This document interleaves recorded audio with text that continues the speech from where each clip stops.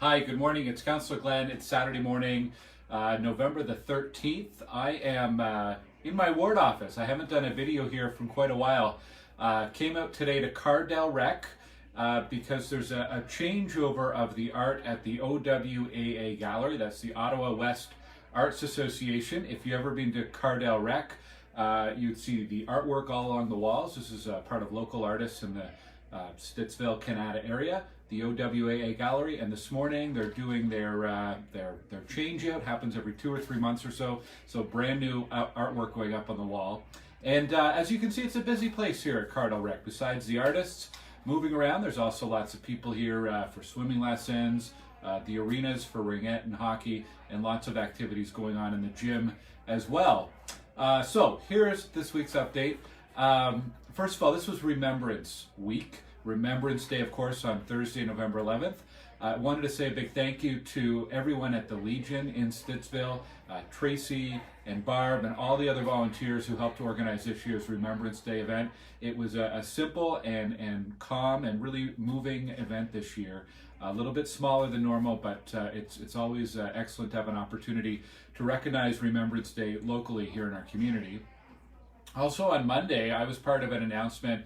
The city every year renames streets or names new streets after veterans. And this year, one of those 2 streets is in Stittsville. It's going to be David Ween's Place, or David Ween's Way. He was a World War II veteran, and that street name is going to be installed in the Westwood neighborhood, one of Claridge's neighborhoods in the Fernbank area. So that's coming up later on this year. Busy week this week. On Monday night, I had the opportunity to take a tour of Fire Station 81. This is the volunteer fire station on Stittsville Main Street. Really great. I want to thank Captain Miller and everyone there, Josh and Keith, for the tour. It was great to see the training in action, the maintenance of the trucks. I got to operate one of the bucket lifts. That was kind of fun, and learn about all of the activities that the firefighters are doing. They are such an important part in our community. And they give back so much to the community. And one of the ways they're doing that during this holiday season is you can donate a toy for Toy Mountain. You can drop it off at the fire station weeknights between 7 p.m. and 9 p.m. So a really nice collection point, convenient collection point in our community. So thanks to the firefighters at Station 81 for doing that. The other thing they asked me to remind residents was about vehicles with a flashing green light. If you see a car going through our community with a green siren light on top, that's a light on the vehicles of volunteer firefighters. So get out of the way and treat them like any other emergency vehicle. They're on their way to the fire station to respond to a call. So watch for those flashing green lights. At City Hall, obviously lots of attention again this week on LRT. The good news is the trains returned to service yesterday. There are 7 trains running, which means service every 7 or 8 minutes, and 3 trains as spares. So yesterday went off very much flawlessly, so a good return to service. They're running again today and all weekend, and ramping up from here into November with more and more vehicles on the track, which means more frequent service. Usually at rush hour, at least when I was taking it pre-pandemic, you would see trains every 4 or 5 minutes during rush hour. So right now it's about 7 or 8 minutes, and that'll get more and more frequent in the coming days and weeks. The other thing this week, the announcement that fares will be free during the entire month of December. So that's, you don't need a bus pass, you don't need cash fare, and even students will be getting a break on their transit costs for the month of December. One thing I'll add to that, I know there have been a lot of problems with LRT. I've talked about that almost every week for the past couple of months. We have a lot underway to make sure that what has happened over the last few weeks and months doesn't happen again. We need good, reliable transit in our city if we have any hope of supporting the growth that we're going to see in the city over the next few decades.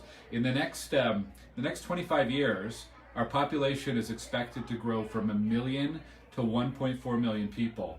There is no way that we can handle the mobility needs of 1.4 million people in the city without good transit. And LRT, light rail, the investment in the train is intended to give us a reliable, rapid transit spine to keep people moving across our city.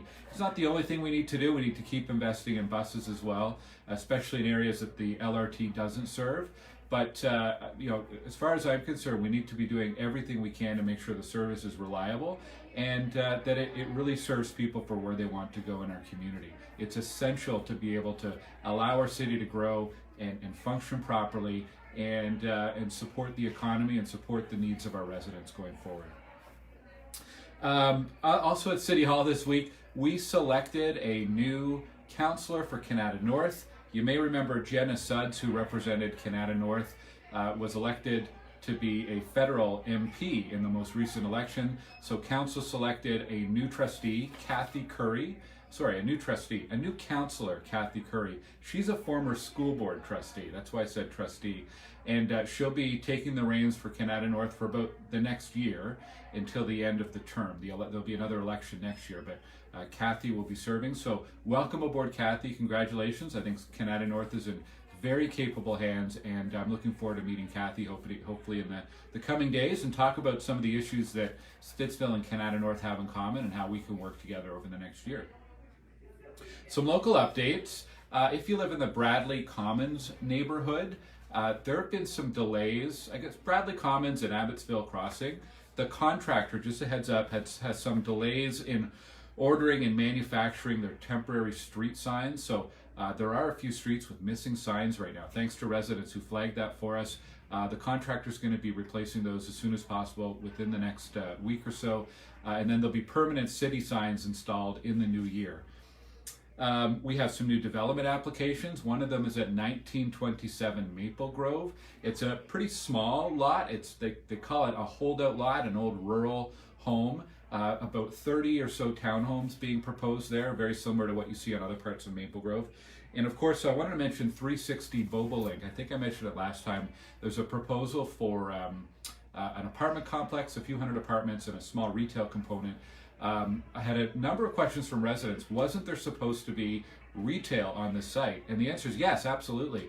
Up until probably 3 or 4 years ago, there was a plan to build a retail plaza there. It never was submitted for approval to the city or anything, but that was what was being shared with residents by many of the home builders. The company that owned that land has sold it to this new developer, and they're proposing housing. Are they allowed to do that? Yes, they are.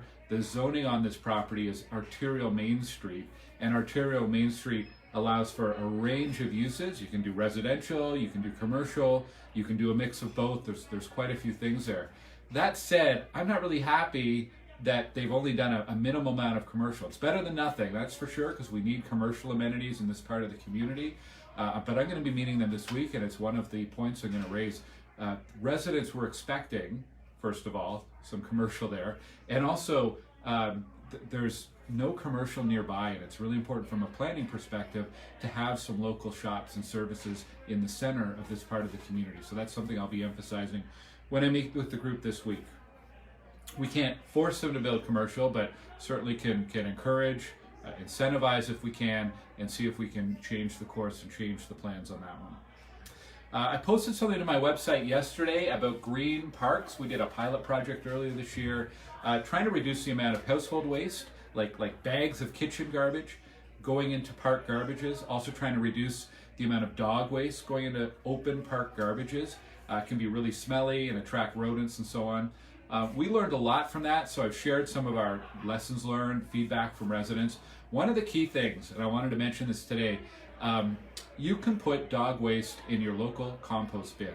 And I'd like to recommend and ask that you do. If you put it in bins at parks, it just goes to the general landfill. And we're trying to keep things out of the landfill. Your dog waste can stay in that bag and go right into your green bin. In the meantime, I'm looking at ways that we can add some green bins to park, add some dog waste only bins. So this was part of our efforts over the last 2 or 3 months around this pilot. But once again, I'll say it again, please take your dog waste home in the bag, put it into your green bin, and it'll be picked up every week. with the rest of your compost items. Coming up this week, 2 more great local events. The new Farm Boy is going to be opening up on Carp and Hazeldean, where the old Sobeys was, so that's on Thursday. And also there's a sod turning at the new public high school site on Fernbank and Cope. They've actually had that construction underway for quite a while, but they're going to do a ceremonial sod turning, kind of a post-pandemic ceremonial sod turning for the public high school. That's good. And also I heard Ritual on Main, the new coffee shop at Main and Abbott Street, is also going to be opening sometime this week, so looking forward to that. Lots going on. Thank you for watching on Facebook, on YouTube. Thank you for listening on your favorite podcast app, Spotify or iTunes or wherever you happen to listen to. And thanks to everyone who shares this video with your friends and neighbors in the community. It's great to have a chance to share all these updates with you on a weekly basis. Not the nicest weather outside today, but I hope you do get out for a walk and explore your neighborhood. And I'll talk to you next week. Take care.